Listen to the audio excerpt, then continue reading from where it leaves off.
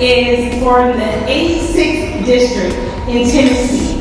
He is a community organizer, he is an activist, and obviously an individual who cares a lot about ensuring that Black women are centered in environmental and climate justice work.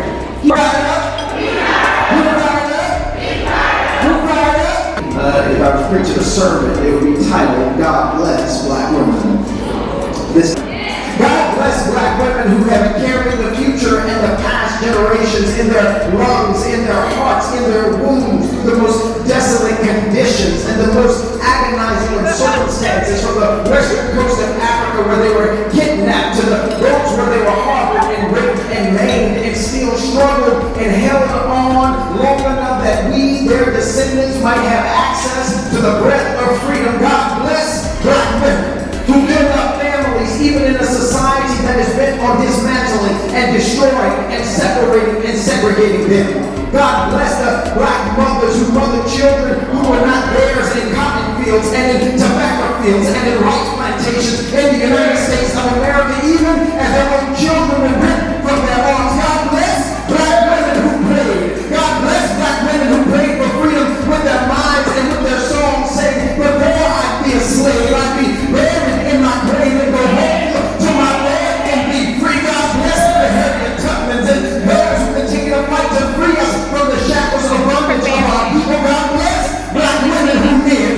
God bless Black women who live. God bless Black women who serve. God bless Black women who sacrifice. God bless Black women who suffer liberty and justice for all to mean something in these United States of America, not just in a fancy words on a piece of parchment. God bless Black women like Lady O'Hara who said, nobody is free until the poorest person in Indiana, Mississippi is free.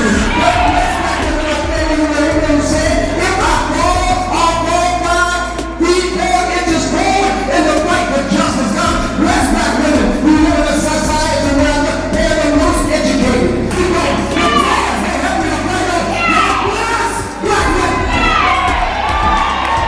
My dad is the founder and executive director of the organization. We started in 2016 when EPA told us that we had the highest risk of cancer in the United States.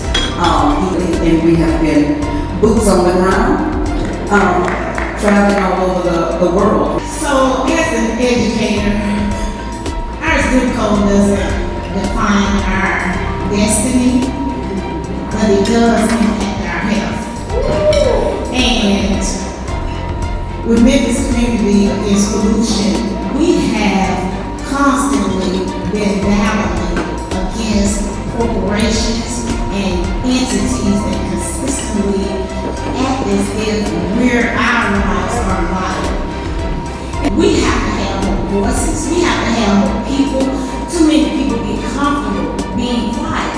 When we think about the context of this conversation, I'm also the first city senator to give birth while serving. And so when we think about I'm only one of 4 Black women in the legislature, one of the first to ever have a child while serving, to really have the opportunity to bring maternal health to the forefront is one of the greatest honors of my life. But to be able to do that started through the act of tragedy. In October 2019, I suffered a stillbirth due to preeclampsia because my doctor did not catch my blood pressure. And so when I think about the fact that I almost died and my child did die, I understand more than ever, even in a position of power, when it comes to being a Black woman trying to give birth, I too was not taken seriously. How many Black women in the room know a Black woman who had to give birth early, lost a child, or had adverse consequences from the pregnancy process? I grew up not too far away from the Exxon facility in North Baton Rouge, where I watched so many of my loved ones and family members have a direct link to their healthcare or lack of healthcare resources in their community as a result of their proximity to that plant. We have to show up when we're sick. We have to show up when we're hungry. We have to show up when we have nothing left in us.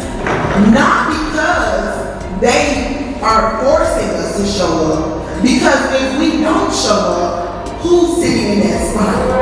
I work with communities across the country, but mainly in those same communities of the Gulf South, like Royston's community, that are fighting against liquefied natural gas facilities that are fighting pipelines, and all of this industry that's being built out specifically to help out data centers, to specifically help out getting people rich by exporting our natural gas to other countries. We don't get any benefit from that. We are trying to transition and decarbonize transportation from e-bikes and scooters up to school buses to your personal cars to, transit. So one thing that we know is due to the historical inequities, when you think about transportation and mobility, you can't think about transportation without thinking about how discrimination, segregation, federal policies have negatively impacted our communities. I am first gen. My family's from the Caribbean and left their countries of origin because of climate change issues. So climate change is deeply, deeply personal to me. I know what it's like to be from paradise and have paradise be completely destroyed by a hurricane. And to know that that hurricane and the strength and severity of that hurricane is not my own doing. And that the strength and severity of that hurricane is exacerbated by extractivism and capitalism beyond my wildest dreams. And that my little island nation of 100,000 people are supposed to just deal with it? That's crazy. So the question you ask is sort of how do you keep these organizations and your allied organizations on the track, ensure that folks are moving the needle and continuing to move the needle? And we can't obey in advance, period. It's crucial that we walk the walk and we talk the talk. And it's also absolutely essential that, again, we are ensuring that we're not guided by our fear. One of my colleagues from school said once that not everybody needs to be brave, but if everybody can take a minute to do something a little courageous, nobody has to be a hero. And black women,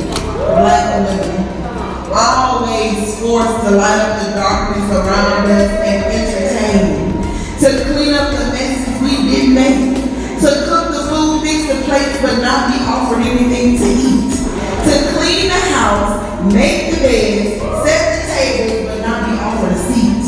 We are tired, and what we need to do is rest. But I also know that we can't just give up. Go to sleep, wake up, and keep fighting. Keep showing up. Keep coming to the table. She said, but once you are offered that seat, take it. And if they don't offer you a seat, make a seat. Run for office. We need community people running for office. And black people, what we need to stop doing is telling our people that it was hard for me, it needs to be hard for you. I had to work hard to get here. You don't have to work hard to get here. I had to look for that information. You need to look for that information. No. If you got the answer, give it